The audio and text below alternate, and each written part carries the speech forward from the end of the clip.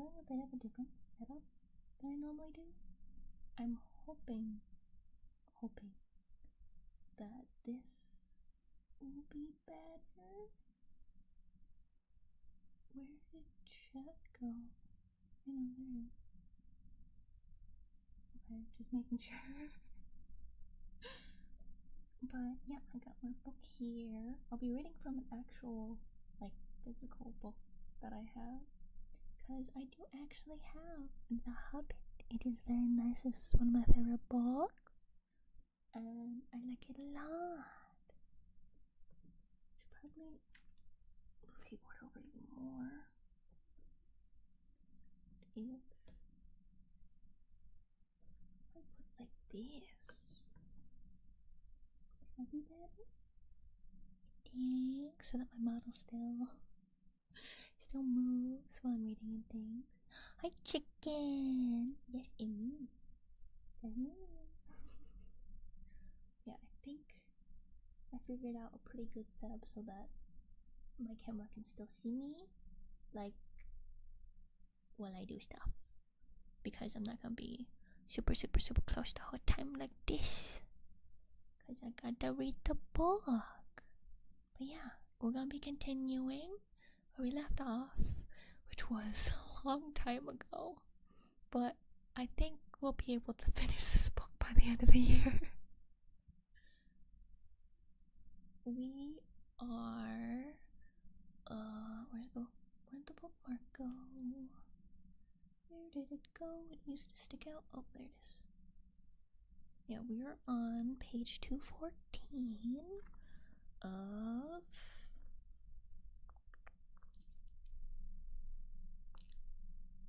276. So actually, we're actually pretty close to the end. Locked in? Yeah. I really wanna finish this. I wanted to finish this, I think, originally before Halloween, because I was like, oh, when Halloween comes, I'm gonna read all the spooky stories. But I wanna finish this. My spooky stories are spooky. We did read one. What was it? Was it Pigman's Model? It was something by Lovecraft. But we did do a spooky story, so I want to go back to The Hobbit because I like it. And then when we're done with The Hobbit, I can do the Lord of the Rings, which is even longer. Yeah, it acts a little weird. I don't know why, but well, it's not music; it's a nighttime sound, so it's nice and cozy. But yeah, we're on chapter XII, so 13, and it's called Not at Home. Wait, what if I hold it over here? Put this back. Okay. In the meanwhile, the dwarves sat in darkness, and utter silence fell about them. Little they ate, and little they spoke.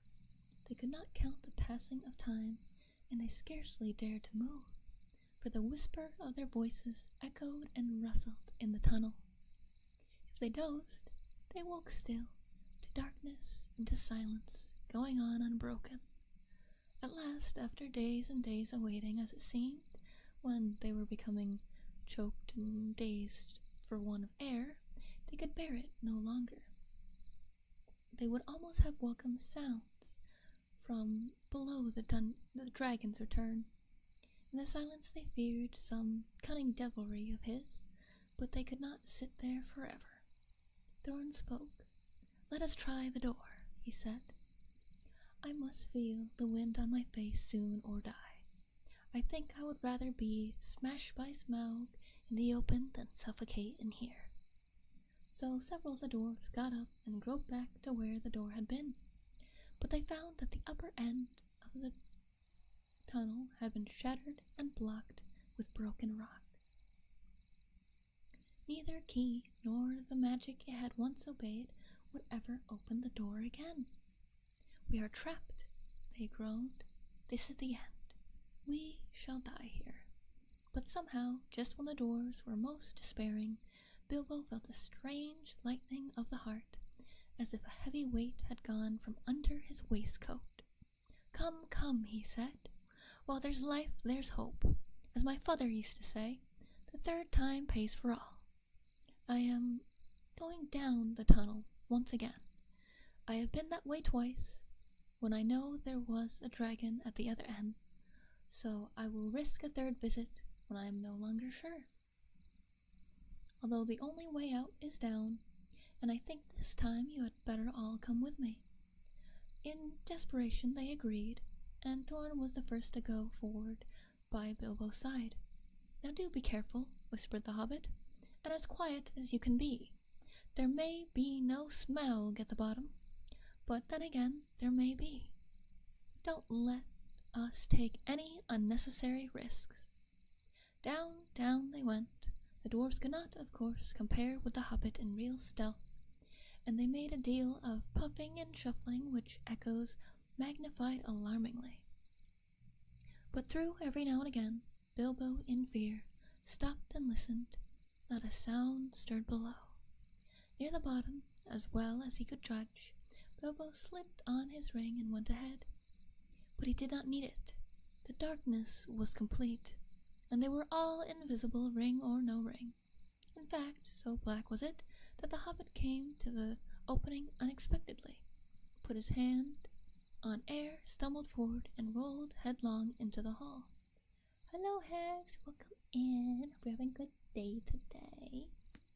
Actually, let me make sure that I don't remember if I ever put the head patch on. Do I still have that? Is that still okay? Oh, what are power-ups? I don't know what that is. That's new. Ooh, I've been away for too long. Okay, no, I did. Yeah, I did turn it off. Okay, good. I just don't want anyone wasting the points. But, oh yeah, quickie sippy. Let me get that sippy.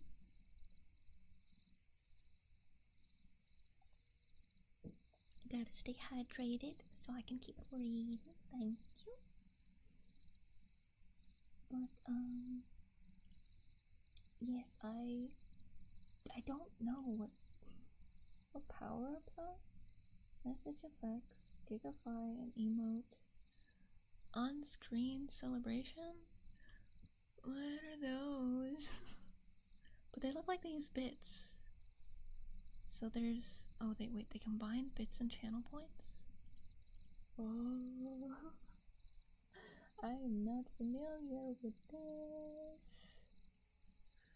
I hope I don't have to do anything for it. I think it'll be fine. I think probably. Okay, I will continue. There he lay, face downwards on the floor, and did not dare to get up, or hardly even to breathe. But nothing moved. There was not a gleam of light, unless, as it seemed to him, when at last he slowly raised his head, there was a pale white glint above him and far off in the gloom. But certainly it was not a spark of dragon fire, though the worm stench was heavy in the place, and the taste of vapor was on his tongue. At length Mr. Baggins could bear it no longer. "Confound you, Smaug, you worm!" he squeaked aloud. "Stop playing hide-and-seek. Give me a light and then eat me, if you can catch me." Faint echoes ran round the unseen hall, but there was no answer. Bilbo got up and found that he did not know in what direction to turn. "Now I wonder what on earth Smaug is playing at," he said. "He's not at home today, or tonight, or whatever it is, I do believe. If Oin and Gloin have not lost their tinder boxes, perhaps we can make a little light, and have a look round before the luck turns." "Light!" he cried. "Can anybody make a light?" Oh, I just remembered. I think I forgot to tweet about the stream. Favorite Save a Lady! Thank you for the raid! Oh, I forgot to tweet them live. 1 second. I am stupid. Oh yeah. I gotta, hold on. I remember how to do this. I remember how to thank someone for it. I think it's this. And then, yeah.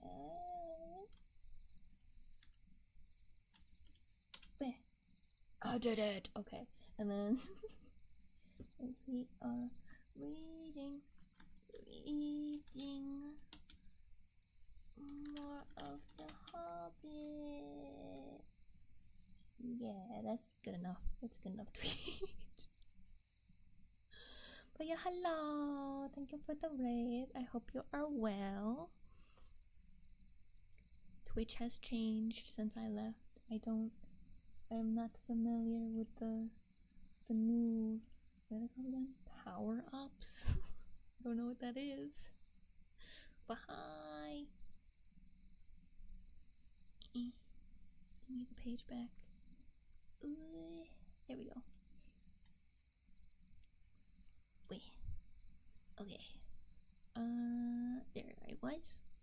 The dwarves, of course, were very alarmed when Bilbo fell forward down the step with a bump into the hall. And they sat huddled just where he had left them at the end of the tunnel. Just changing every once in a while. Yeah, like sometimes they do something and I'm like, why? Like when they implemented, I don't know if it's still a thing. I don't even know where you do it, but the what was it called? The when you knock, I think that's what it's called, like knocking. Like you would knock on a streamer and be like, hey, want to collab? But the way they did it, it would like turn on people's webcams and it like doxed a couple VTubers. So it's like, maybe check their programming a little better first. But yeah, even though I'm pretty sure they said they fixed it, I still don't want to use it. That's don't want to take the risk. And also, like, if you're collabing with someone, shouldn't you like plan that ahead of time instead of being like, hey, I know you plan on doing this stream but want to do something else? I feel like it's a little rude. But yeah, I will relearn Twitch and figure things out and make things better, and also figure out YouTube, because I heard YouTube might be better now because Twitch is being kind of a butt to VTubers. But I will go back to reading. Shh, they hissed when they heard his voice, and though that helped the hobbit to find out where they were, it was some time before he could get anything else out of them. But in the end, when Bilbo actually began to stamp on the floor and screamed out "Light!" at the top of his shrill voice, Thorn gave way, and Oin and Gloin were sent back to their bundles at the top of the tunnel. After a while, a twinkling gleam showed them returning, Oin with a small pine torch alight in his hand, and Gloin with a bundle of others under his arm. Quickly Bilbo trotted to the door, took the torch, but he could not persuade the dwarves to light the others, or to come and join him yet. As Thorn carefully explained, Mr. Baggins was still officially their expert burglar and investigator. If he liked to risk a light, that was his affair. They would wait in the tunnel for his report, so they sat near the door and watched. They saw the little dark shape of the hobbit start across the floor holding his tiny light aloft. Every now and again, while he was still near enough, they caught a glint and a twinkle as he stumbled on some golden thing. The light grew smaller as he wandered away into the vast hall. Then it began to rise, dancing into the air. Bilbo was climbing the great mound of treasure. Soon he stood upon the top, and still went on. Then they saw him halt and stoop for a moment, but they did not know the reason. It was the Arkenstone, the heart of the mountain. So Bilbo guessed from Thorn's description, but indeed there could not be two such gems, even in so marvelous a hoard. even in all the world. Ever as he climbed, the same white gleam had shone before him and drawn his feet towards it. Slowly it grew to a little globe of pallid light. Now, as he came near, it was tinged with a flickering sparkle of many colors at the surface, reflected and splintered from the wavering light of his torch. At last he looked down upon it, and he caught his breath. The great jewel shone before his feet of its own inner light, and yet, cut and fashioned by the dwarves who had dug it from the heart of the mountain long ago, it took all light that fell upon it and changed it into 10,000 sparks of white radiance shot with glints of the rainbow. Suddenly Bilbo's arm went toward it, drawn by its enchantment. His small hand would not close about it, for it was... I love when people are like, oh hey, you're here. Hi man, welcome in. Wait, what was I? Here it is. His small hand would not close about it, for it was a large and heavy gem, but he lifted it, shut his eyes, and put it in his deepest pocket. Now I am a burglar indeed, thought he. But guys, it's so cute. Thank you. I made this back when I had my 1.0 model. Hello, video. Oh,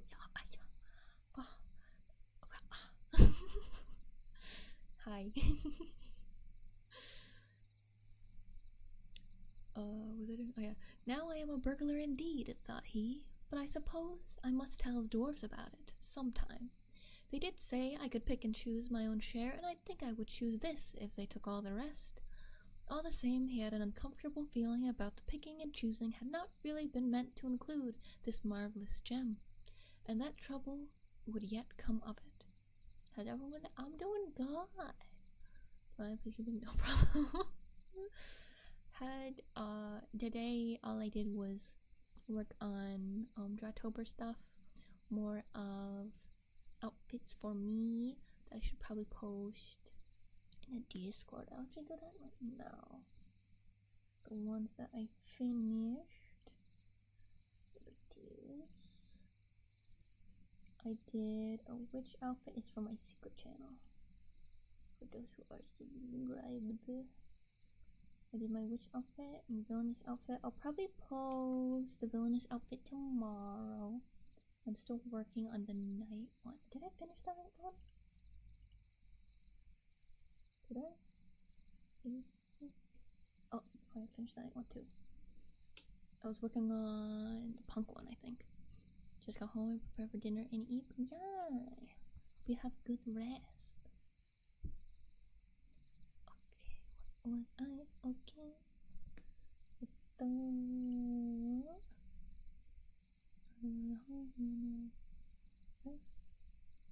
Yeah. He went on until he came to the great doors at the further side, and there a draught of air refreshed him, but it almost puffed out his light. He peeped timidly, though, and caught a glimpse of great passages and of the dim beginnings of wide stairs going up into the gloom. And still there was no sight nor sound of smoke.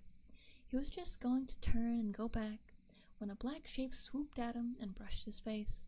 He squeaked and started, stumbling backwards, and fell. His torch dropped, head downwards, and went out. Only a bat, I suppose, and hope, he said miserably. But now what am I to do? Which is east, south, north, or west? Thorin, Balin, Oin, Gloin, Filly, Killy, he cried as loud as he could. It seemed a thin little noise in the wide blackness. The light's gone out. Someone come and find me and help me. For the moment his courage had failed altogether. Faintly the dwarves heard his small cries, though the only word they could catch was help. And they were alone. Now, what on earth, or under it, has happened? Said Thorin. Certainly not the dragon, or he would not go on squeaking. They waited a moment or two, and still there was no dragon noises, no sound at all, in fact, but Bilbo's distant voice. Come, one of you, get another light or two. Doran ordered. "It seems we have got to go and help our burglar." "It is about our turn to help," said Balin, "and I am quite willing to go. Anyway, I expect it is safe for the moment." Gloin lit several more torches, and then they all crept out. One by one they went along the wall as hurriedly as they could. It was not long before they met Bilbo himself coming back towards them. His wits had quickly returned as soon as he saw the twinkle of their lights. "Only a bat and a drop torch, nothing worse," he said in answer to their questions. Though they were much relieved, they were inclined to be grumpy at being frightened for nothing.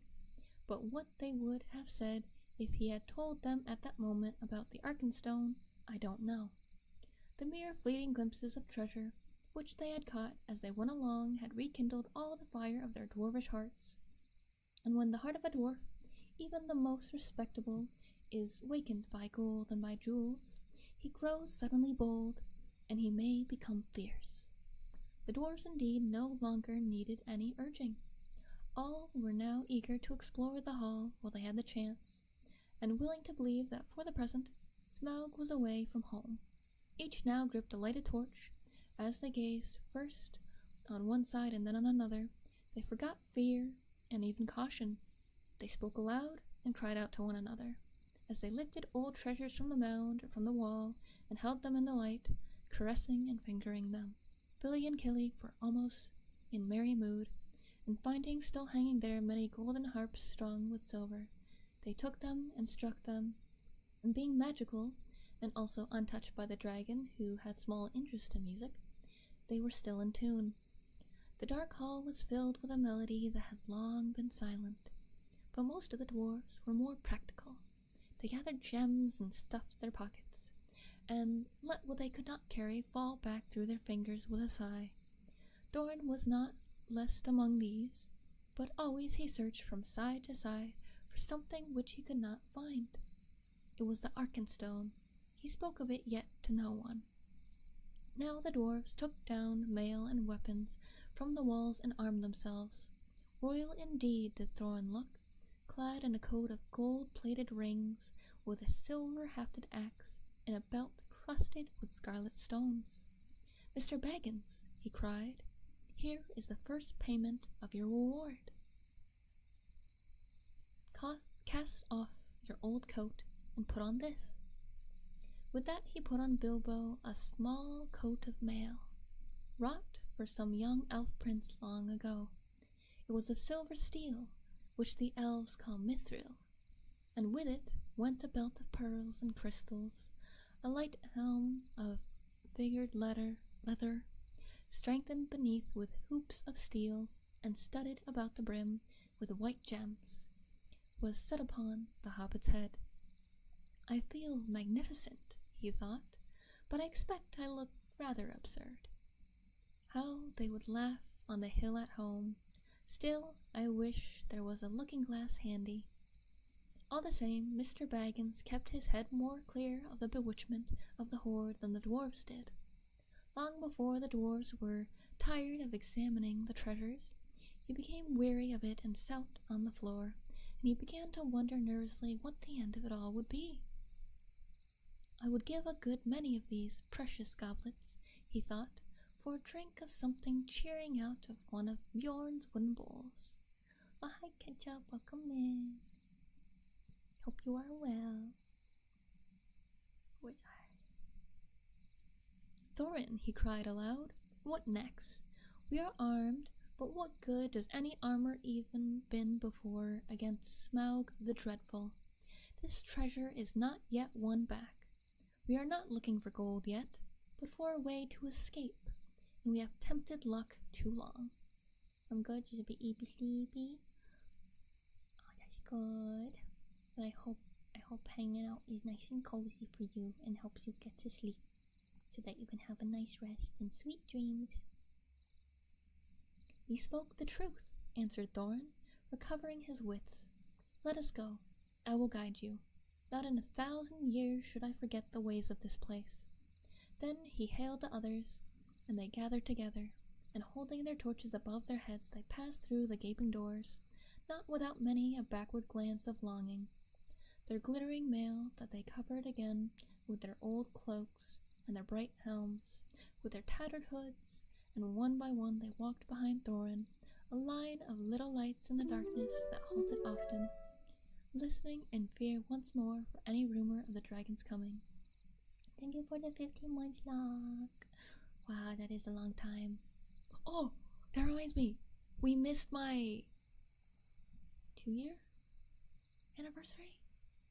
I gotta do a stream for that. I gotta prepare something. I forgot we missed it because my internet was bad. Oh god, I hope I remember at the end of stream. Someone please remind me, or like later. There was a loud noise.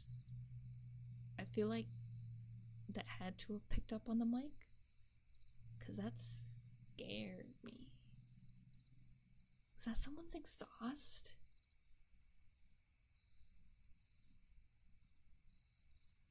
Special outfits you're making? Yeah.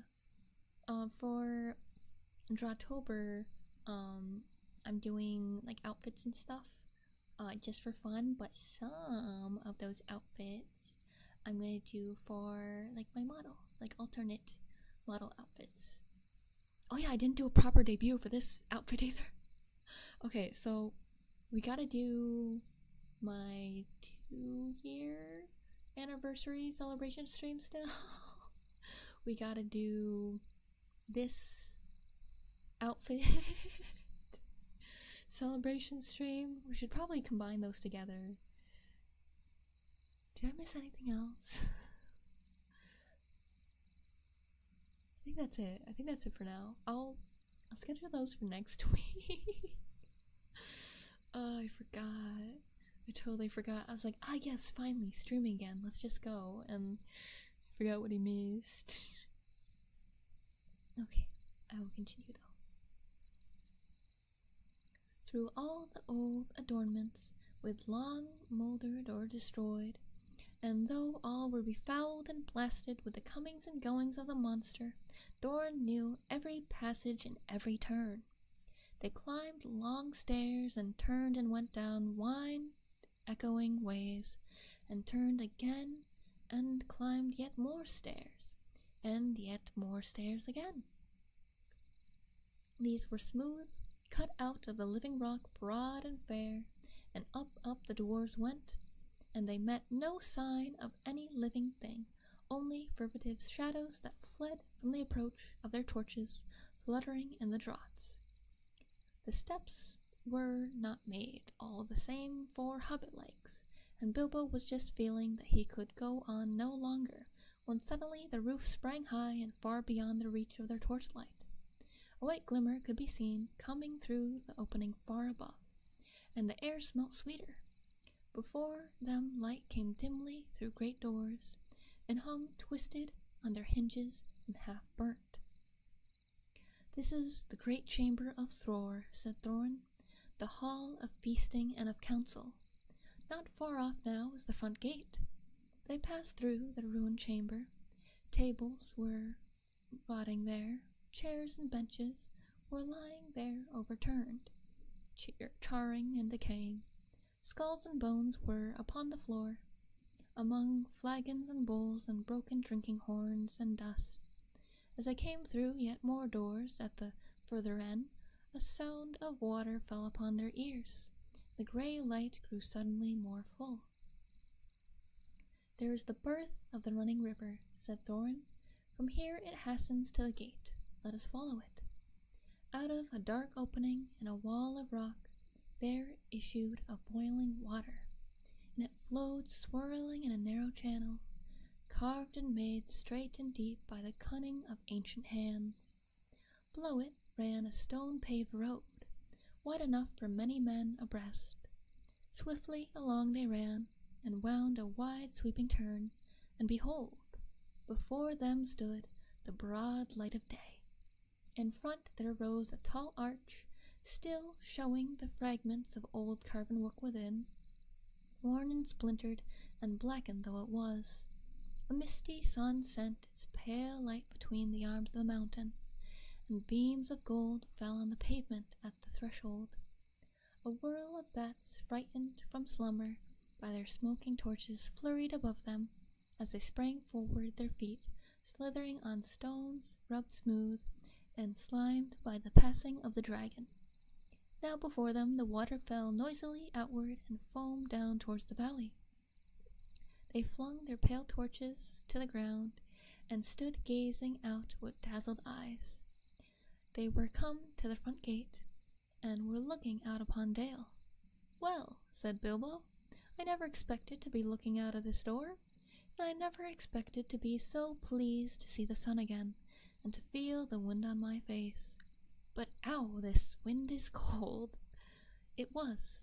A bitter easterly breeze blew with a threat of oncoming winter. It swirled over and round the arms of the mountain into the valley, and sighed among the rocks. After their long time in the stewing depths, the dragon-haunted caverns, they shivered in the sun. Suddenly, Bilbo realized that he was not only tired, but also very hungry indeed. "It seems to be late morning," he said, "and I suppose it is more or less breakfast time, if there is any breakfast to have. But I don't feel that Smaug's front doorstep is the safest place for a meal. Do let's go somewhere where we can sit quiet for a bit." "Quite right," said Balin, "and I think I know which way we should go. We ought to make for the old lookout post at the southwest corner of the mountain." "How far is that?" asked the hobbit.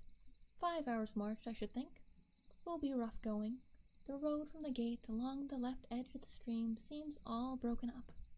But look there! The river loops suddenly east across Dale in front of the ruined town.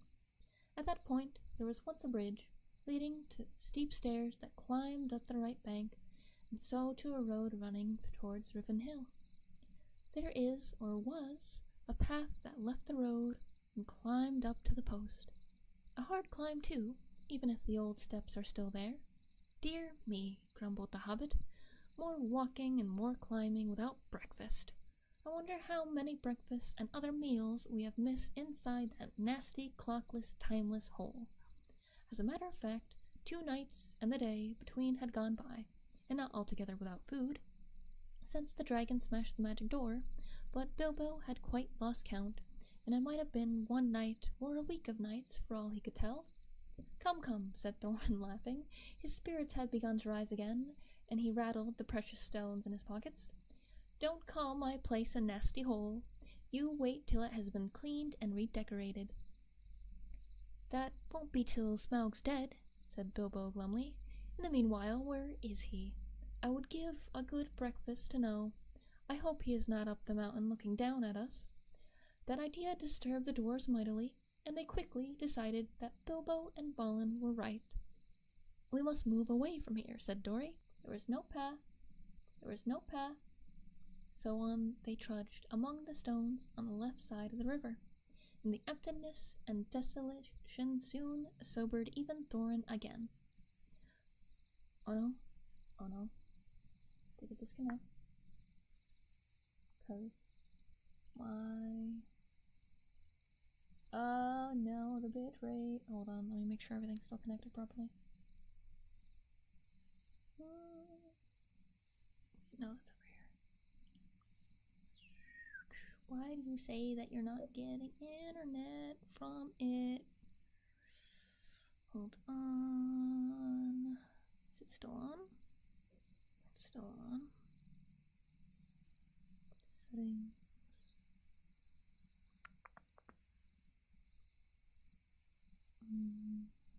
That one.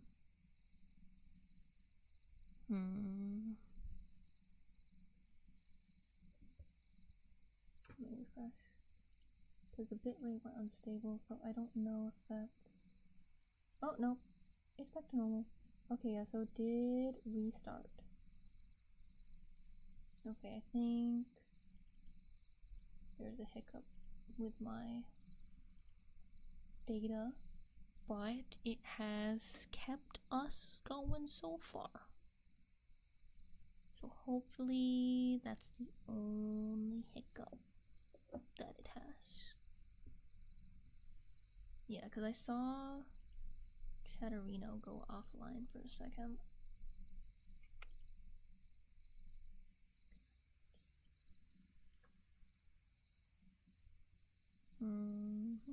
Just making sure that things are okay. Just making sure. Because it says that there's no internet coming from it, but since this is working, I assume there is. Let's do a speed test real quick. Yep, you should be connected. Not the greatest, but it is something.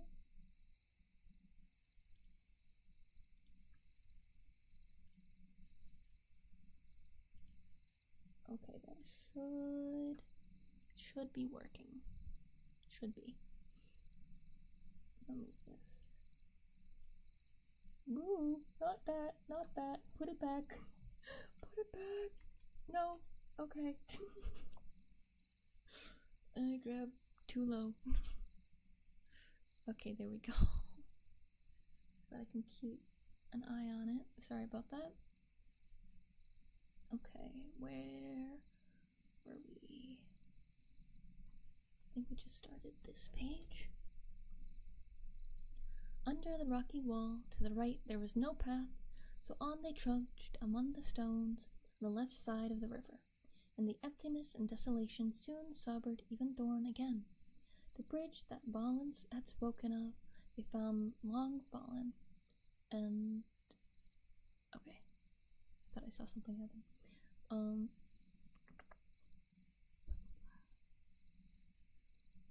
fallen, and most of its stones were now only boulders in the shallow, noisy stream.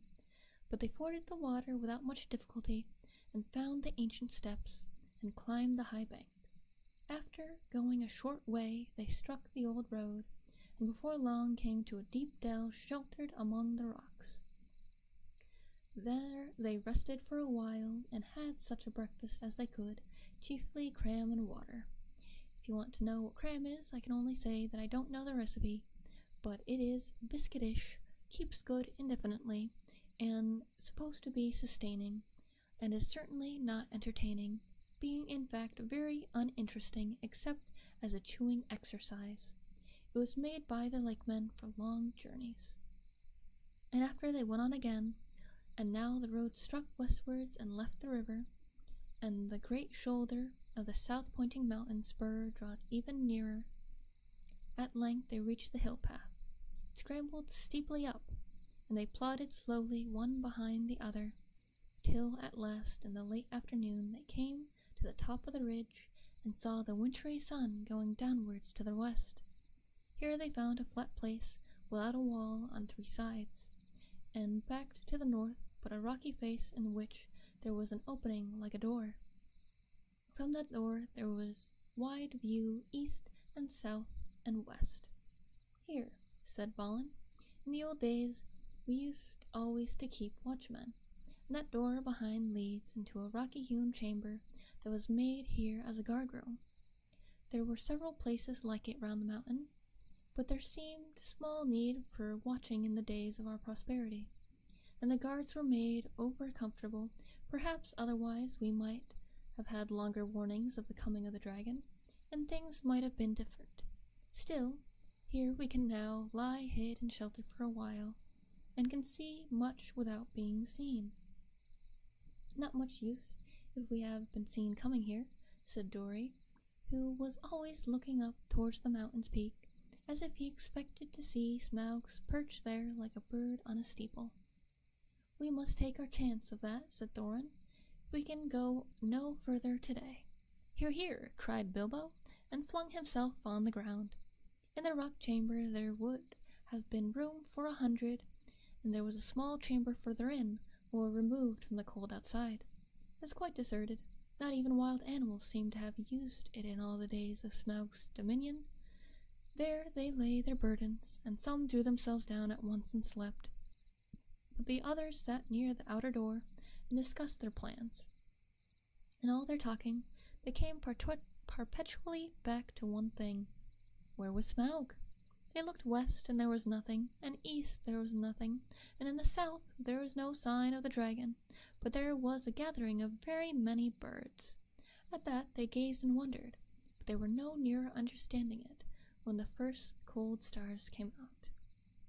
That was that chapter. That was a shorter chapter than usual. How long is the next one? Not another pretty short chapter. Might as well do that one too. Next chapter is chapter 14, Fire and Water. Now, if you wish, like the dwarves, to hear news of Smaug, you must go back again to the evening when he smashed the door and flew off in rage 2 days before.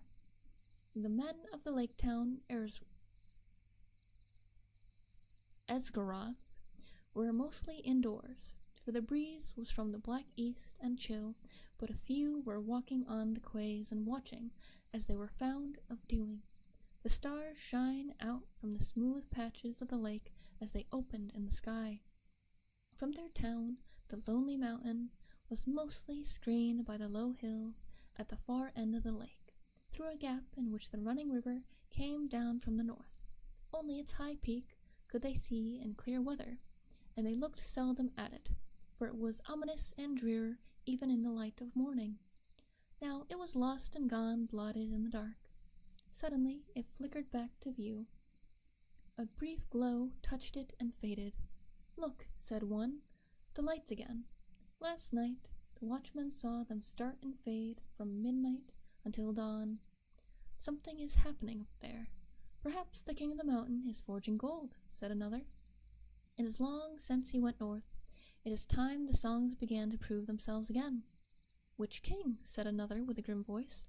"As like as not, it is the marauding fire of the dragon, the only king under the mountain we have ever known." "You are always foreboding gloomy things," said the others. "Anything from floods to poison fish. Think of something cheerful." Then suddenly a green light appeared in the low place, and the hills of the northern end of the lake turned golden. "The king beneath the mountain!" they shouted. "His wealth is like the sun, his silver like a fountain, his rivers golden run. The river is running gold from the mountain," they cried, and everywhere windows were opening and feet were hurrying. There was once more tremendous excitement and enthusiasm. The grim-voiced fellow ran hot-foot to the master.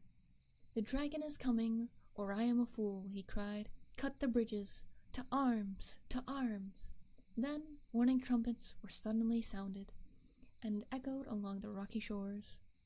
The cheering stopped, and the joy was turned to dread. So it was that the dragon did not find them quite unprepared.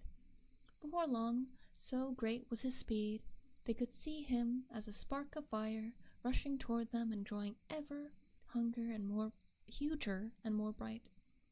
And not the most foolish doubted that the prophecies had gone rather wrong. Still they had a little time. Every vessel in the town was filled with water, every warrior was armed, every arrow and dart was ready, and the bridge to the land was thrown down and destroyed before the roar of Smaug's terrible approach grew loud, and the lake rippled red as fire beneath the awful beating of his wings. Amid shrieks and wailing from the shouts of men, he came over them, swept towards the bridges, and was foiled. The bridge was gone, and his enemies were on an island in deep water, too deep and dark and cool for his liking. If he plunged into it, a vapor and a steam would arise enough to cover all the land with a mist for days. But the lake was mightier than he. It would quench him before he could pass through. Roaring, he swept back over the town. A hail of dark arrows leaped up and snapped and rattled on his scales and jewels, and their shafts fell back, kindled by his breath, burning and hissing into the lake. No fireworks you ever imagined equaled the sights that night. At the twanging of the bows and the shrilling of the trumpets, the dragon's wrath blazed to its height, till he was blind and mad with it. No one had dared to give battle to him for many an age, nor would they have dared now, if it had not been for the grim-voiced man, Bard was his name, who ran to and fro, cheering on the archers and urging the master to order them to fight to the last arrow. Fire leapt from the dragon's jaws. He circled for a while, high in the air, above the lighting all the lake. The trees by the shore shone like copper and like blood, with leaping shadows of dense black at their feet. Then down he swooped straight through the arrow storm, reckless in his rage, taking no heed to turn his scaly sides toward his foes, seeking only to set the town ablaze. Fire leapt from thatched roofs and wooden beam ends as he hurled down and passed and round again, though all had been drenched with water before he came. Once more, water was flung by 100 hands wherever a spark appeared. Back swirled the dragon. A sweep of his tail, and the roof of the great house crumbled and smashed down. Flames unquenchable sprang high into the night. Another swoop and another house and another sprang afire and fell, and still no arrows hindered Smaug or hurt him more than a fly from the marshes. Already men were jumping into the water on every side. Women and children were being huddled into laden boats in the market pool. Weapons were flung down. There was mourning and weeping. Where but a little time ago the old songs of mirth had been sung about the dwarves, now men cursed their names. The master himself was turning to his great gilded boat, hoping to row away in the confusion to save himself. Soon all the town would be deserted and burned down to the surface of the lake. That was the dragon's hope. They could all get into boats for all he cared. There he could have fine sport hunting them, or they could stop till they starved. Let them try to get to land, and he would be ready. Soon he would set all the shoreland woods ablaze, and wither every field and pasture. Just now he was enjoying the sport of town baiting more than he had enjoyed anything in years. But there was still a company of archers that held their ground among the burning houses. Their captain was Bard, grim-voiced and grim-faced, whose friends had accused him of prophesizing floods and poisoned fish, though they knew his worth and courage. He was a descendant in long line of Gorion, Lord of Dale, whose wife and child had escaped down the running river from the ruin long ago. Now he shot with a great yew bow till all his arrows but one were spent. The flames were near him. His companions were leaving him. He bent his bow for the last time. Suddenly, out of the dark, something fluttered to his shoulder. He started, but it was only an old thrush. Unafraid, it perched by his ear, and it brought him news. Marveling, he found he could understand its tongue, for he was of the race of Dale. "Wait, wait," it said to him. "The moon is rising. Look for the hollow of the left breast as he flies and turns above you."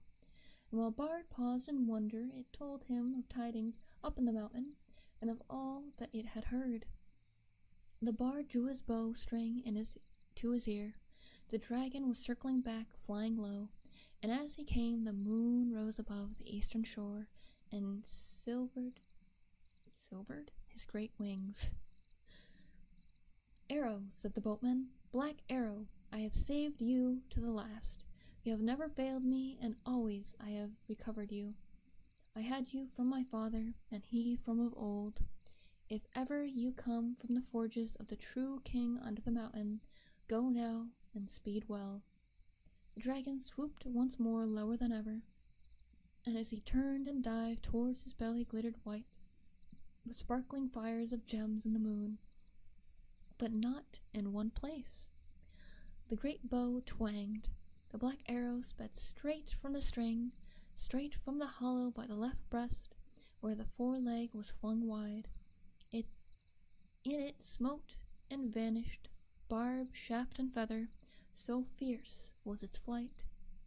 With a shriek that defied men, felled trees, and split stone, Smaug shot, spouting into the air, turned over, and crashed down from on high in ruin.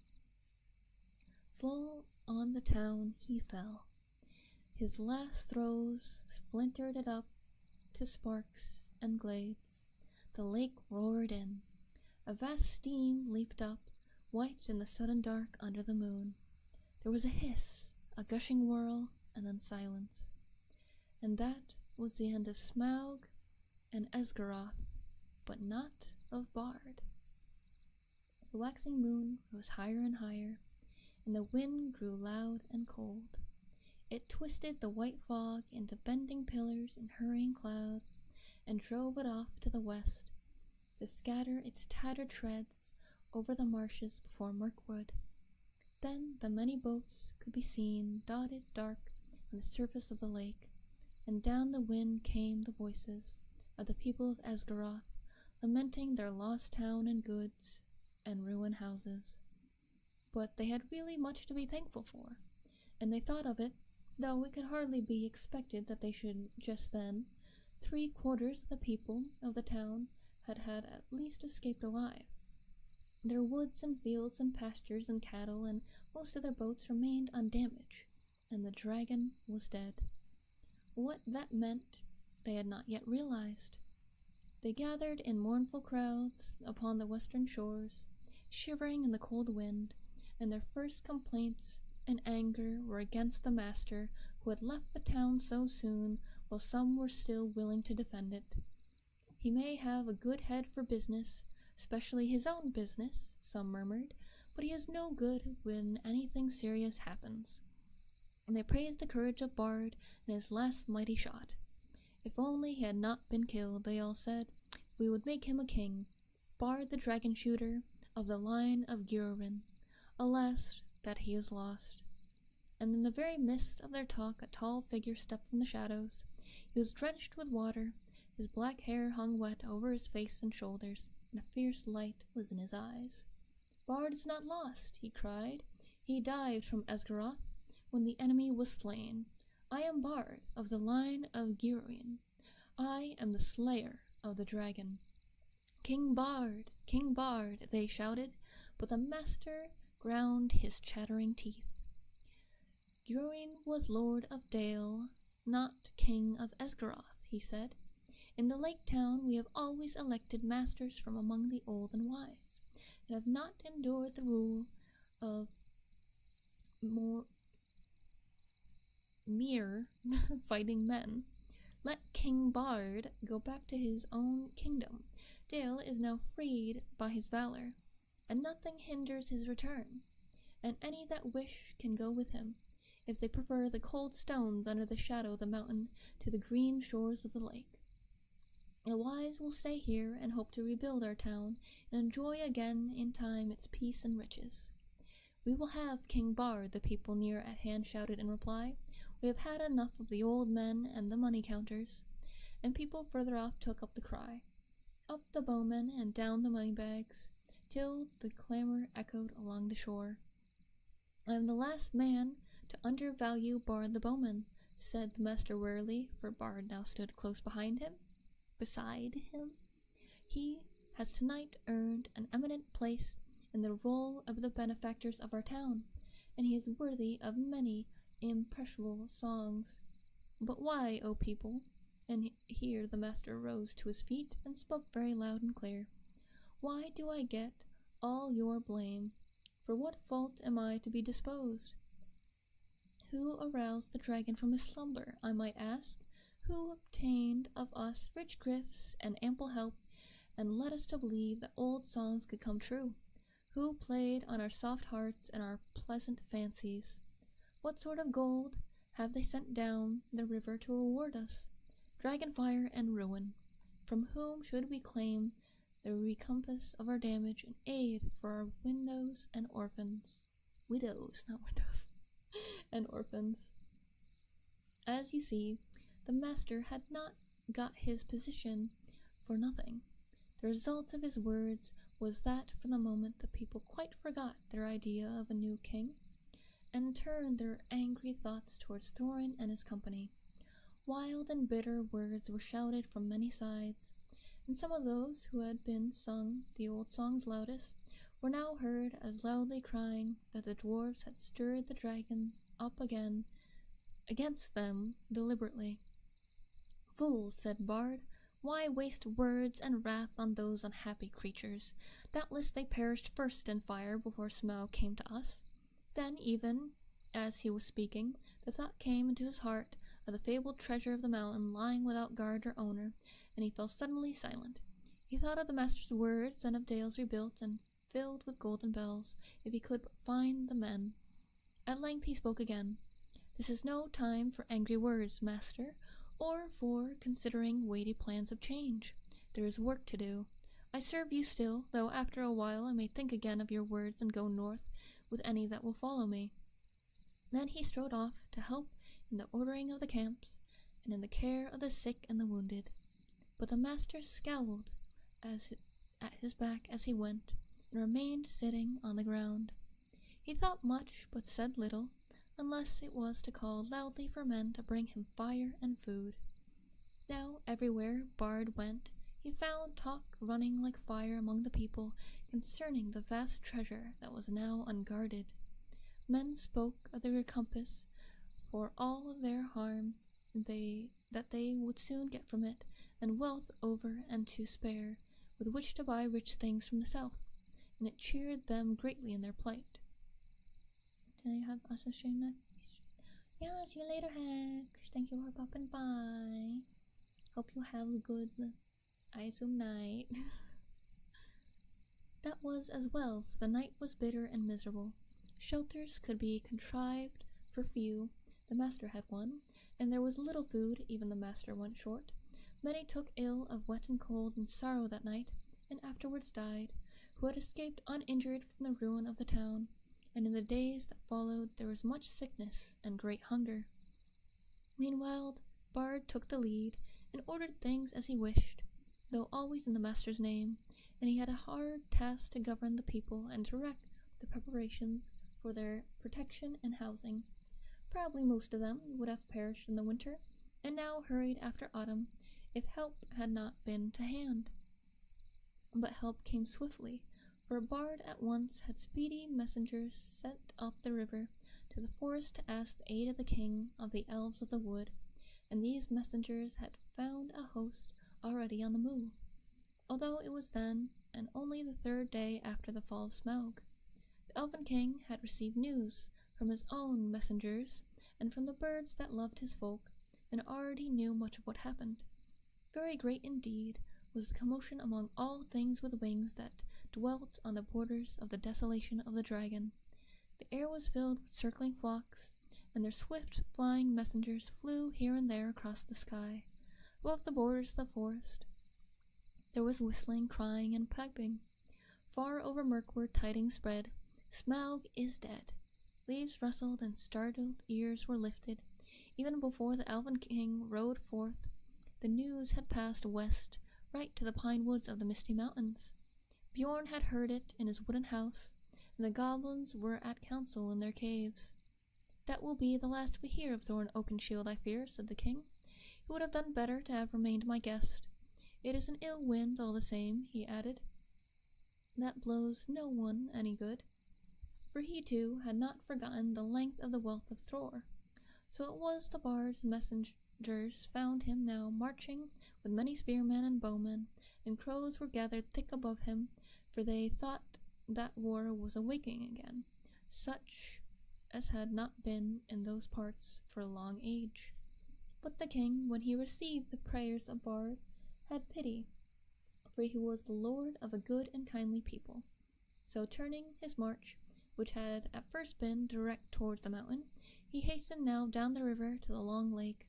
He had not boats or rafts enough for his host, and they were forced to go the slower way by foot. But great store of goods he sent ahead by water. Still, elves are light-footed, and though they were not in these days much used to the marches and treacherous lands between the forest and the lake, their going was swift. Only 5 days after the death of the dragon, they came upon the shores and looked on the ruins of the town. Their welcome was good, as may be expected. and the men and their master were ready to make any bargain for the future in return for the Elven King's aid. Their plans were soon made.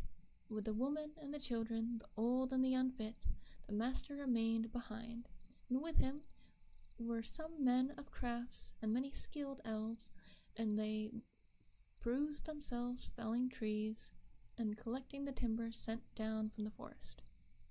Then they set about raising many huts by the shore against the oncoming winter, and also under the master's direction they began the planning of a new town, designed more fair and large even than before, and not in the same place. They removed northward higher up the shore. Forever they have had a dread of the water where the dragon lay, who would never return again to his golden bed, but was stretched cold as stone, twisted upon the floor of the shallows. There for ages his huge bones could be seen in calm weather amid the ruined piles of the old town, but few dare to cross the cursed spot, and none dare to dive into the shivering water to recover the precious stones that fell from his rotting carcass. But all the men of arms who were still able, and the most of the Elven King's array, got ready to march north to the mountain. It was thus that in 11 days from the ruin of the town, the head of their host passed the rock gates at the end of the lake and came into the desolate lands. That was the end of that chapter. Let me take a drink real quick.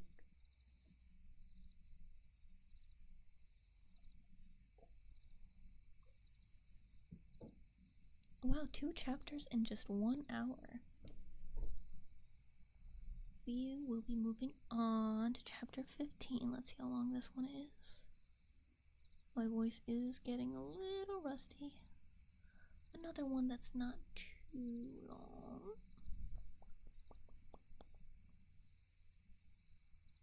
I want to keep going since we're so close to the end. Because it's been a long time. When did I even start this? God, I feel like I started this in like March or April. Maybe even sooner, I don't remember. But I will keep going for now. We are on chapter 15, The Gathering of the Clouds. Now we will return to Bilbo and the dwarves. All night one of them had watched. When morning came, they had not heard or seen any sign of danger. But even more thickly the birds were gathering. Their companies came flying from the south, and the crows still lived about the mountain, were wheeling and crying unceasingly above. "Something strange is happening," said Thorin. "The time has gone for the autumn wanderings, and these are birds that dwell always in the land. There are starlings and flocks of finches, and far off there are many cairn birds, as if a battle were afoot." Suddenly Bilbo pointed. "There is that old thrush again," he cried.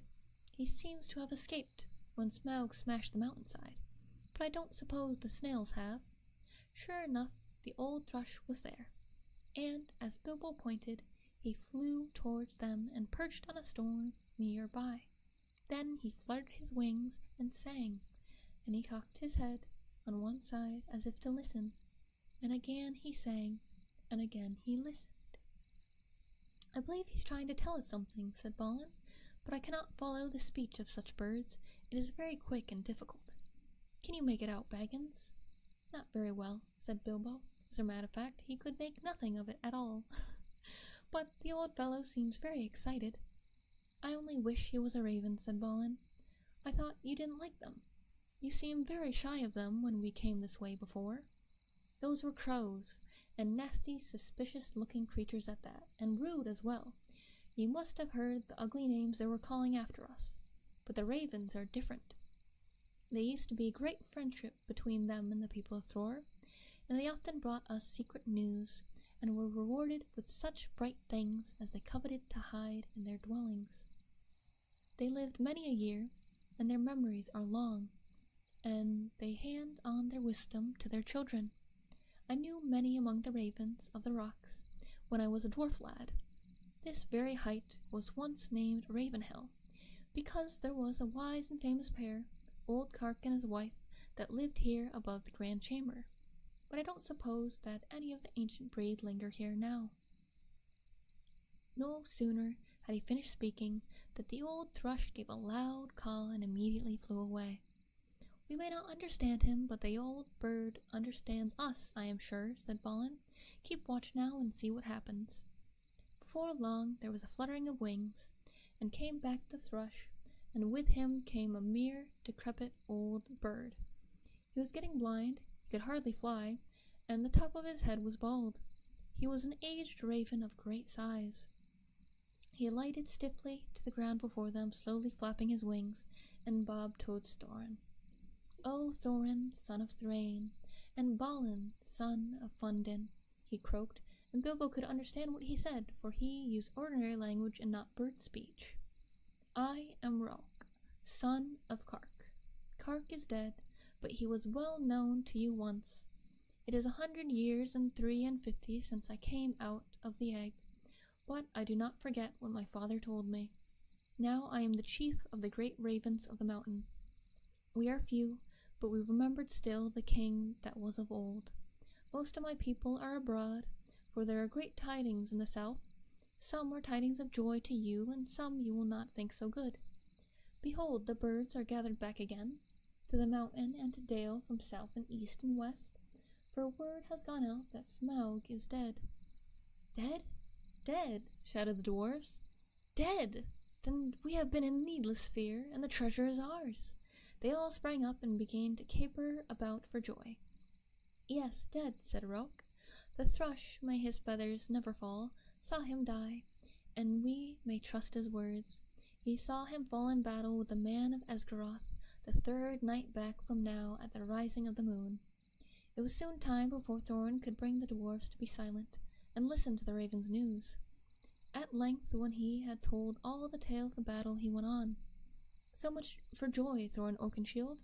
You may go back to your halls in safety. All the treasure is yours for the moment. But many are gathering hither besides the birds. The news of the death of the guardian has already gone far and wide, and the legend of the wealth of Thor has not lost in the telling during many years. Many are eager for a share of the spoil. Already a host of the elves is on the way, and carrion birds are with them, hoping for battle and slaughter. But the lake men murmur that their sorrows are due to the dwarves, for they are homeless and many have died, and Smaug has destroyed their town. They too think to find amends from your treasure, whether you are alive or dead. Your wisdom must decide your course, but 13 is small remnant of the great folk of Durin that once dwelt here, and now are scattered far. If you will listen to my counsel, you will not trust the master of the lake men, but rather him that shot the dragon with his bow. Bard is he, of the race of Dale, of the line of Gorin. He is a grim man, but true. We would see peace once more among dwarves and men and elves after the long desolation, but it may cost you dear in gold. I have spoken." Then Thorin burst forth in anger. "Our thanks, Roak, Kark's son. You and your people shall not be forgotten. But none of our gold shall thieves take or the violent carry off while we are alive. If you would earn our thanks still more, bring us news of any that draw near. Also I would beg of you, if any of you are still young and strong of wing, then you would send messengers to our kin in the mountains of the north, both west from here and east, and tell them of our plight. But go specifically to my cousin Dane in the Iron Hills, for he has many people well armed, and dwells nearest to the place. Bid him to hasten." "I will not say if this counsel is good or bad," croaked Rogue, "but I will do what can be done."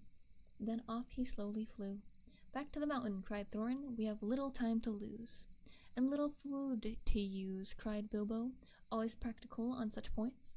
In any case, he felt that the adventure was, properly speaking, over with the death of the dragon, in which he had much mistaken, and he would have given most of his share of the profits for the peaceful winding up of these affairs.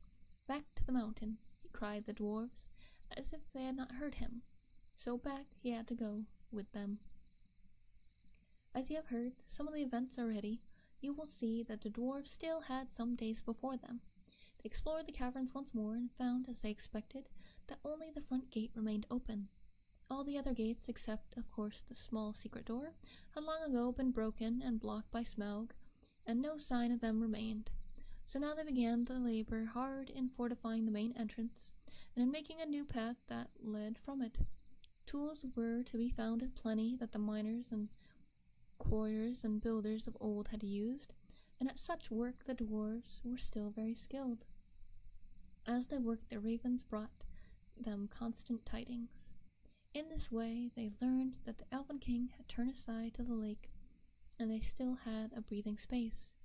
Better still, they heard that 3 of their ponies had escaped, and were wandering far down the banks of the running river, not far from where the rest of the stores had been left. So while the others went on with their work, Philly and Killy were sent, guided by a raven, to find ponies and bring back all they could. And take a drink real quick.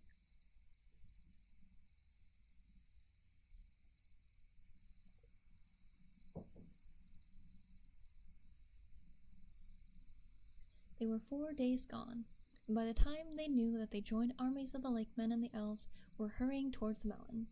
But now their hopes were higher, for they had food for some weeks with care.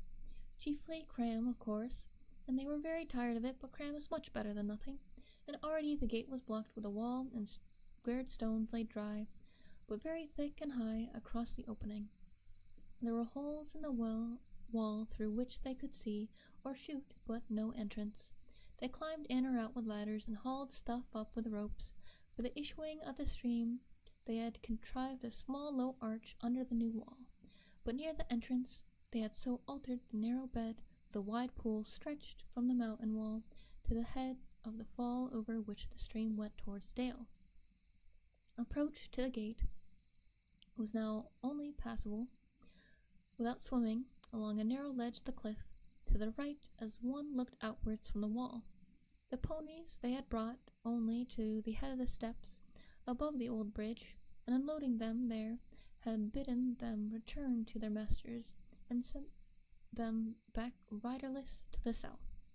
There came a night when suddenly there were many lights as of fires and torches away south in Dale before them. "They have come," called Balin, "and their camp is very great. They must have come into the valley under the cover of dusk along both banks of the river." That night the dwarfs slept little. The morning was still pale when they saw a company approaching. From behind their wall they watched them come up to the valley's head and climb slowly up. Before long they could see that both men of the lake, armed as if for war, and elvish bowmen were among them. At length the foremost of these climbed the tumbled rocks and appeared at the top of the falls, and very great was their surprise to see the pool before them and the grate blocked with a wall of new-hewn stone. As they stood pointing and speaking to one another, Thorin hailed them. "Who are you," he called in a loud voice, "that come as if in war on the gates of Thorin, son of Thrain, king under the mountain? And what do you desire?" But they answered nothing. Some turned swiftly back, and the others, after gazing for a while at the gate and its defenses, soon followed them. That day the camp was moved to the east of the river, right between the arms of the mountain. The rocks echoed then with voices and with song, as they had not done for many a day. There was the sound, too, of elven harps and of sweet music, and it is echoed up toward them. It seemed that the chill of the air was warmed, and they caught faintly the fragrance of woodland flowers blossoming in spring. Then Bilbo longed to escape from the dark fortress, and to go down and join in the mirth and feasting by the fires. Some of the young dwarves were moved in their hearts too, and they muttered that they wished things had fallen out otherwise, and that they might welcome such folk as friends. But Thorin scowled, and the dwarfs themselves brought forth harps and instruments regained from the hoard, and made music to soften his mood. But their song was not as elvish song, and was much like the song they had sung long before Bilbo's little hobbit hole. Hold on, I'm reading it to see if I know how this is supposed to go.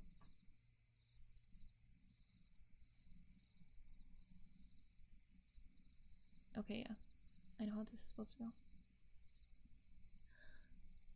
Under the mountain, dark and tall, the king has come unto his hall. His foe is dead, the worm of dread, and ever so his foe shall fall. The sword is sharp, the spear is long, the arrow swift, the gate is strong, the heart is bold, and looks on gold. The dwarves no more shall suffer wrong. The dwarves of yore made mighty spells, while hammers fell like ringing bells in places deep, where dark things sleep, in hollow halls beneath the fells. On silver necklaces they strung the lights of stars, on crowns they hung the dragon fire from twisted wire, the melody of harps they rung. The mountain throne once more is free, O wandering folk, the summons heed. Come haste, across the waste, the king of friend and kin has need. Now call we o'er the mountains cold, come back unto the caverns old. Here at the gates the king awaits, his hands are rich with gems and gold. The king is come unto his hall, under the mountain, dark and tall. The worm of dread is slain and dead, and ever so our foes shall fall. It was a nice, almost fell asleep just now. I'm glad you like it, thank you. The song appeared to please Thorin, and he smiled again and grew merry. And he began reckoning the distance to the Iron Hills, and how long it would be before Dane could reach the Lonely Mountain, if he had set out as soon as the message reached him. But Bilbo's heart fell, both at the song and the talk. They sounded much too warlike. The next morning, early, a company of spearmen was seen crossing the river and marching up the valley. They bore with them the green banner of the Elven King and the blue banner of the lake, and they advanced until they stood right before the wall at the gate. Again Thorn hailed them in a loud voice. "Who are you that come armed for war to the gates of Thorin, son of Thrain, king under the mountain?" This time he answered. A tall man stood forward, dark of hair and grim of face, and he cried, "Hail, Thorin! Why do you fence yourself like a robber in his hold? We are not yet foes, and we rejoice that you are alive beyond our hope. We were expecting to find none living here, yet now we are met. And yet now that we are met, there is matter for a parley and a council." "Who are you, and of what would you parley?" "I am Bard, and by my hand was the dragon slain, and your treasure delivered. It was not a matter that concerns you. Moreover, I am by right descendant, the heir of Durin of Dale, and in your hoard is mingled much of the wealth of his halls and towns, which of old Smaug stole. Is not that a matter of which we may speak? Further, in his last battle, Smaug destroyed the dwellings of the men of Esgaroth, and I am yet the servant of their master. I would speak for him and ask whether you have no thought for the sorrow and misery of his people. They aided you in your distress, and in recompense you have thus far brought ruin only, though doubtless undesigned." Now these were fair words, and true, if proudly and grimly spoken, and Bilbo thought that Thorin would at once admit what justice was in them. He did not, of course, expect that any one would remember that it was he who discovered all by himself the dragon's weak spot, and that was just as well, for no one ever did. But also he did not reckon with the power that gold has upon which a dragon has long brooded, nor with dwarvish hearts. Long hours in the past days Thorin had spent in the treasury, and the lust of it was heavy on him. Though he had hunted chiefly for the Arkenstone, yet he had an eye for many other wonderful things that was lying there, about which were wound old memories of the labors and the sorrows of his race. "You put your worst cause last and in the chief place," Thorin answered. "To the treasure of my people no man has a claim, because Smaug, who stole it from us, also robbed him of life or home. The treasure was not his, that his evil deed should be amended with a share of it. The price of the goods and the assistance that we receive the Lakemen will be fairly pay in due time, but nothing will be give, not even a loaf's worth, under threat of force. While an armed host lies before our doors, we look at you as foes and thieves. It is in my mind to ask what share of the inheritance you would have paid to our kindred had you found the hoard unguarded and us slain." "A just question," replied Bard, "but you are not dead, and we are not robbers. Moreover, the wealthy may have pity beyond right on the needy that befriended them when they were in want, and still my other claims remain unanswered. I will not parley, as I have said, with armed men at my gate, nor at all with the people of the Elven King, whom I remember with small kindness. In this debate they have no place. Begone now, ere our arrows fly, and if you would speak with me again, first dismiss the elvish host to the woods, where it belongs, and then return, laying down your arms before you approach the threshold.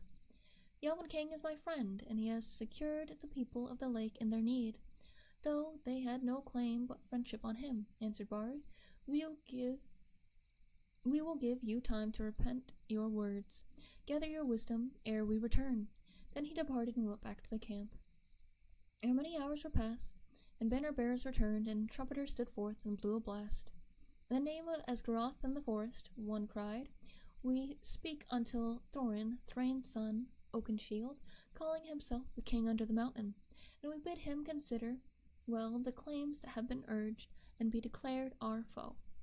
At the least he should deliver 1/12 portion of the treasure unto Bard as the dragon slayer and as heir of Gyrene. From the portion bard will himself contribute to the aid of Esgaroth. But if Thorin would have the friendship and honor of the lands about, and his sires had of old, then he will give also somewhat of his own for the comfort of the men of the lake. Then Thorin seized a bowl of horn and shot an arrow at the speaker. It smote into a shield and struck there quivering. Since such is your answer, he called in return, I declare the mountains besieged. You shall not depart from it until you call on your side for a truce and a parley. We will bear no weapons against you, but we leave you to your gold. You may eat that, if you will. But the messengers departed swiftly, and the dwarves were left to consider their case. So grim had Thorin become, that even if they had wished, the others would not have dared to find fault with him. But indeed, most of them seemed to share his mind, except perhaps old Fat Bomber and Fillion Killy. Bilbo, of course, disapproved of the whole turn of affairs. He had by now had more than enough of the mountain, and being besieged inside it was not at all to his taste. The whole place still stinks of dragon, he grumbled to himself, and it makes me sick, and cram beginning simply to stick in my throat. And that was that chapter. We're getting there. We're getting there. Ooh, the next one is an even shorter chapter. I'll do another one, I think.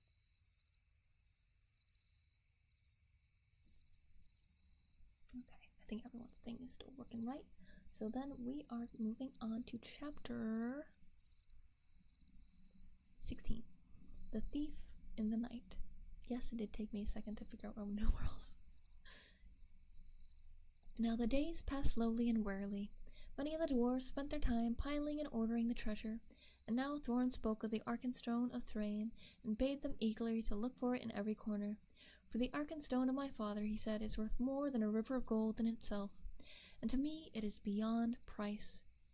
The stone of all the treasure I name unto myself, and I will be avenged on anyone who finds it and withholds it. Bilbo heard these words, and he grew afraid, wondering what would happen if the stone was found, wrapped in an old bundle of tattered oddments that he used as a pillow. All the same, he did not speak of it, for all the weariness of the days grew heavier. Beginnings of a plan had come into his little head. Things had gone on like this for some time, when the ravens brought news that Dane had more than 500 dwarves hurrying from the Iron Hills, were now within about 2 days' march of Dale, coming from the northeast. But they cannot reach the mountain unmarked, said Roke, and I fear lest there be battle in the valley. I do not call the council good. Though they are grim folk, they are not likely to overcome the host that beats you, and even if they did, so what will you gain? Winter and snow is hastening behind them. How shall you be fed without the friendship and goodwill of the lands about you? Treasure is likely to be your death, though the dragon is no more. But Thorin was not moved. Winter and snow will bite both men and elves, he said, and they may find their dwelling in the waste grievous to bear. With my friends behind them, and winter upon them, they will perhaps be in softer mood to parley with. That night Bilbo made up his mind. The sky was black and moonless. As soon as it was full dark, he went to a corner of an inner chamber just within the gate, and drew from his bundle a rope, and also the Arkenstone wrapped in a rag. Then he climbed to the top of the wall. Only Bomber was there, for it was his turn to watch, and dwarves kept only one watchman at a time. It is mighty cold, said Bomber. I wish we could have a fire up here, as they have in the camp. It is warm enough inside, said Bilbo. I dare say, but I am bound here till midnight, grumbled the fat dwarf. Sorry business altogether. Not that I venture to disagree with Thorin. May his beard grow ever longer. Yet he was ever a dwarf with a stiff neck. Not as stiff as my legs, said Bilbo. I am tired of stairs and stone passages. I would give a good deal for the feel of grass on my toes. I can't give you those while the siege is going on, but it's long since I watched, and I'll take a turn for you, if you like. There's no sleep in me tonight. You're a good fellow, Mr. Baggins, and I will take your offer kindly. If there should be anything to note, rouse me first, mind you. I will lie in the inner chamber to the left, not far away. Off you go, said Bilbo. I will wake you at midnight, and you can wake the next watchman. As soon as Bomber had gone, Bilbo put on the ring, fastened the rope, slipped down over the well, and was gone. He had about 5 hours before him. Bomber would sleep. He could sleep at any time, and ever since the adventure in the forest, he was always trying to capture the beautiful dreams he had then, and all the others were busy with Thorin. It was unlikely that, if any, even Philly and Killy would come out on the wall until it was their turn. Can I take a sip of my drink real quick?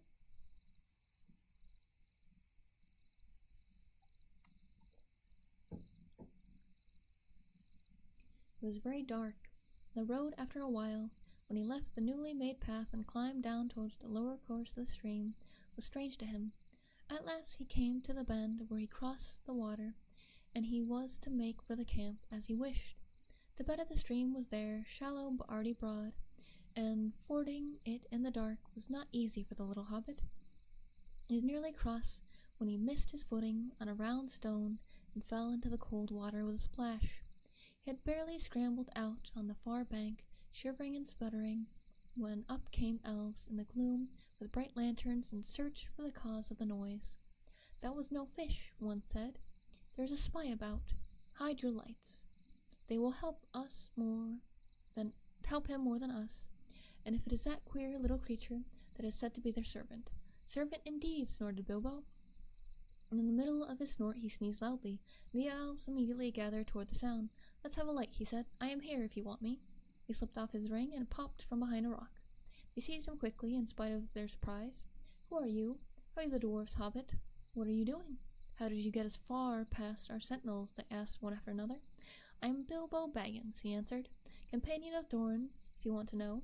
I know your king well by sight, though perhaps he doesn't know me to look at, but Bard will remember me, and it is Bard I particularly want to see." "Indeed," they said, "and what may be your business?"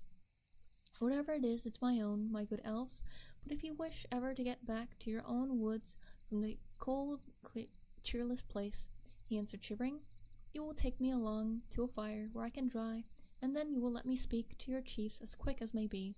I only have an hour or two to spare." That is how it came about that some 2 hours after his escape from the gate, Bilbo was seated beside a warm fire in front of a large tent, and there sat two, gazing curiously at him, both the Elven King and Bard. The hobbit, in elvish armor, partly wrapped in an old blanket, was something new to them. "Really, you know," Bilbo was saying to his best business manner, "things are impossible. Personally, I am tired of the whole affair. I wish I was back in the West in my own home, where folk are more reasonable. And I have an interest in the matter, 1/14 share to be precise, according to a letter which fortunately I believe I have kept." He drew from a pocket in his old jacket, which he still wore over his mail, crumpled and much folded, Thorin's letter that he had put under his cloak of his mantelpiece in May. "Share in the profits, mind you," he went on. "I am aware of that. Personally, I am too ready to consider all your claims carefully, and deduct what is right from the total before putting in my own claim. However, you don't know Thorin Oakenshield as well as I do now. I assure you, he is quite ready to sit on a heap of gold and starve as long as you sit here."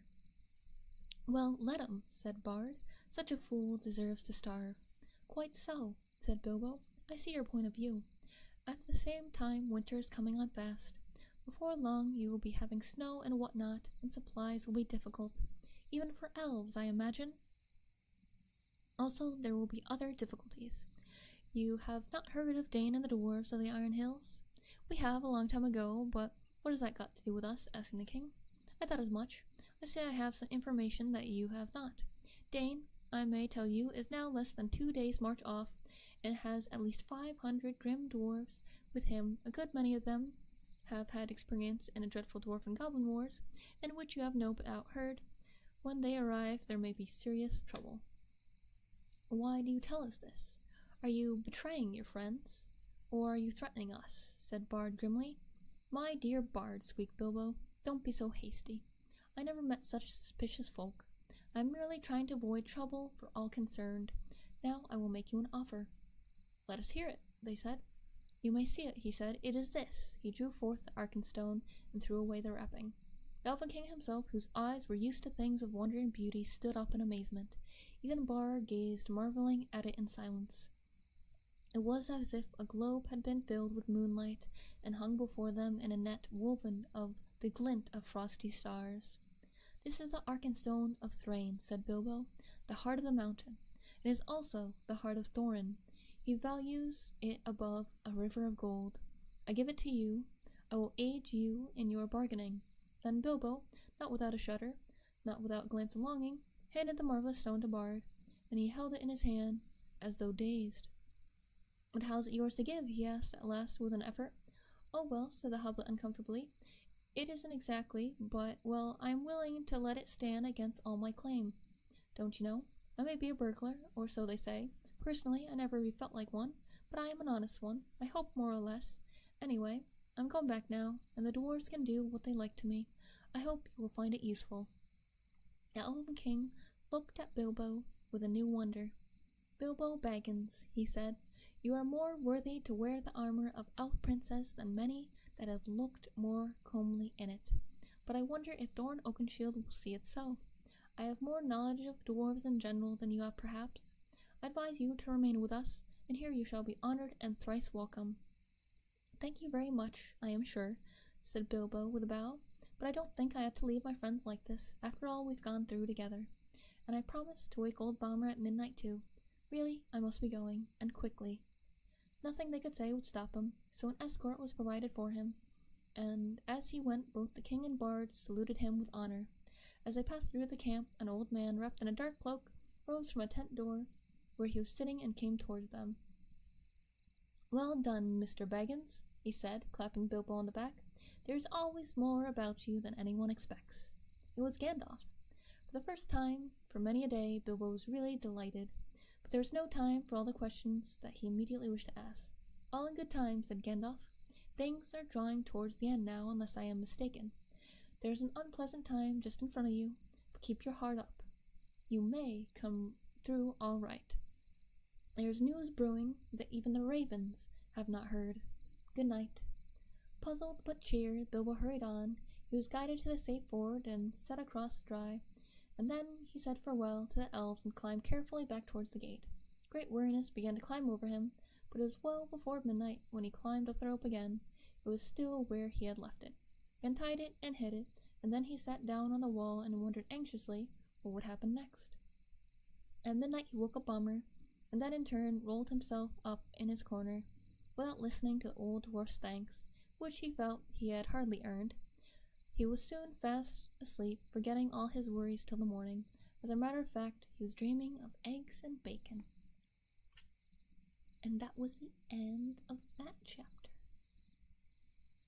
The next one is a bit longer, so I think I'll save it till next time. Let's see how many pages we got left. We're on 250. And how many were there total again? 276. So I think the next time we read this, we'll be able to finish it. Yay! Thank you guys for joining me while I read this. Let me take a sip real quick.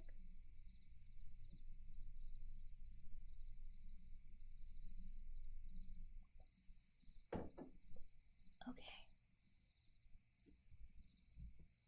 Reading definitely does a number on my voice or my throat. Maybe it would help if I had a humidifier or something, I don't know. But thank you all for joining me for reading my favorite book. I'm thinking of maybe switching over to doing like regular ASMR, like triggers and things for like 20 minutes to round off an even 2 hours. Good night, thank you. But yeah, let's do that real quick. Well, not real quick, but I have my ear picks, water gloves. I'll probably do.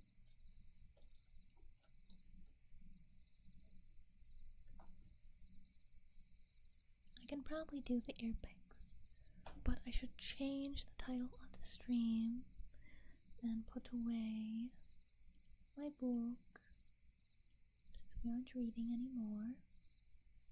Change stream title real quick.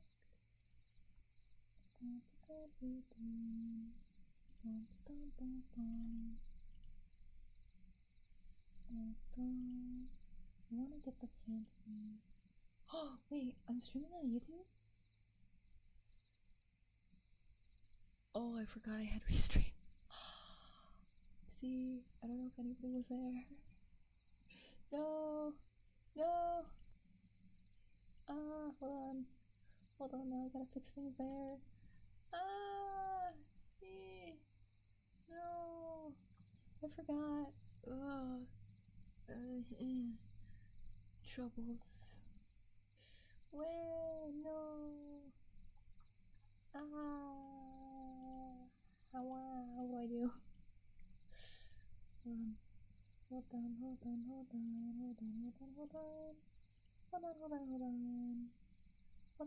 on. Did not. I forgot. I thought it wouldn't happen if I didn't use the website. Oopsie. No.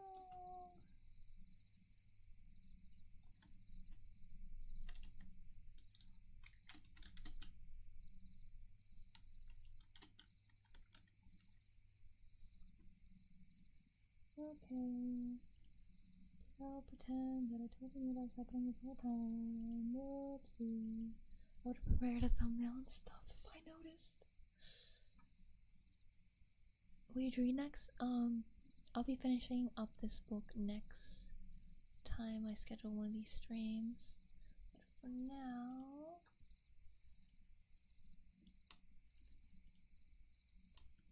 I will do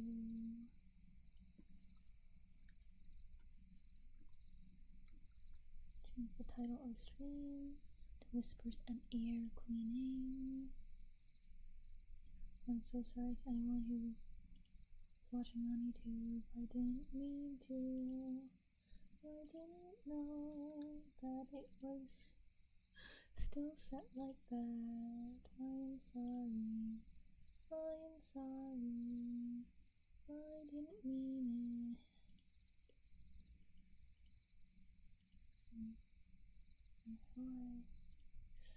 YouTube is confusing.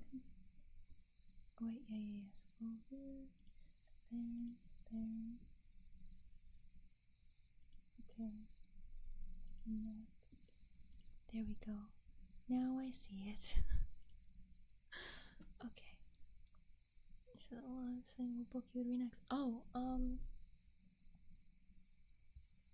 I don't know. Maybe The Lord of the Rings, or maybe I'll try to find like other stories that are like copyright free. But I switched over.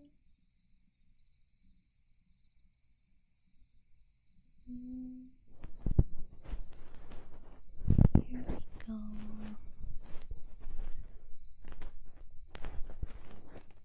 Definitely want to rest my voice a little bit.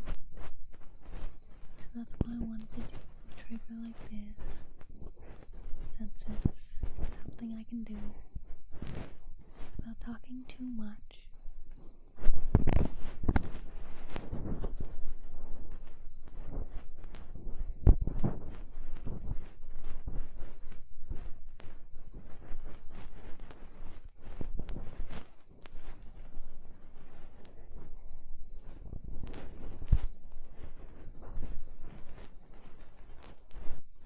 Realize I forgot to put the and in the title, cause I'm a little stupid.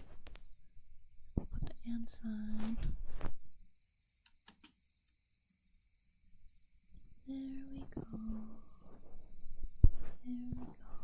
That's better.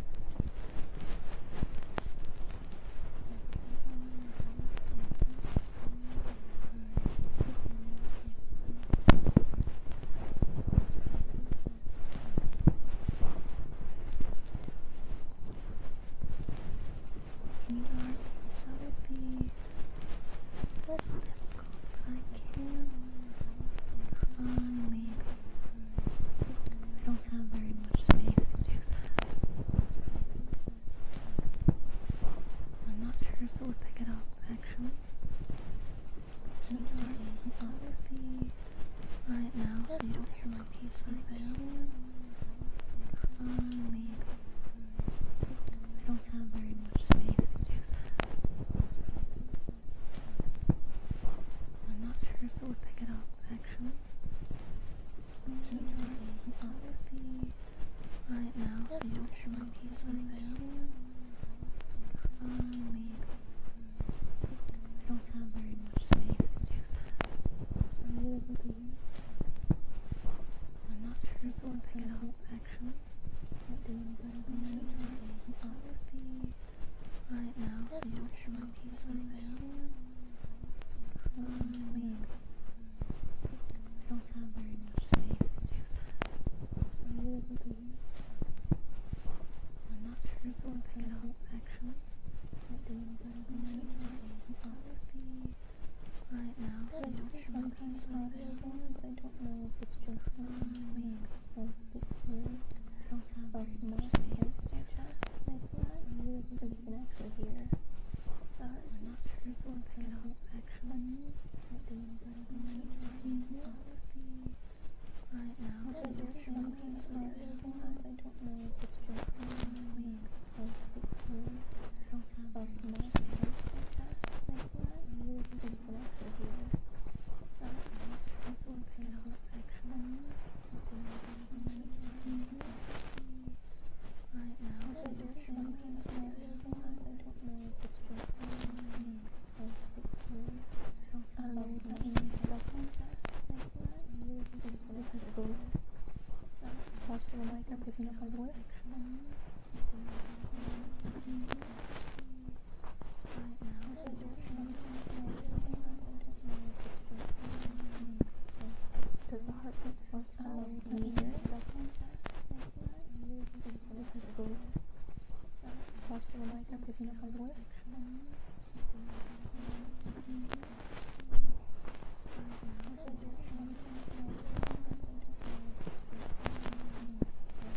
Does the heartbeat work linear?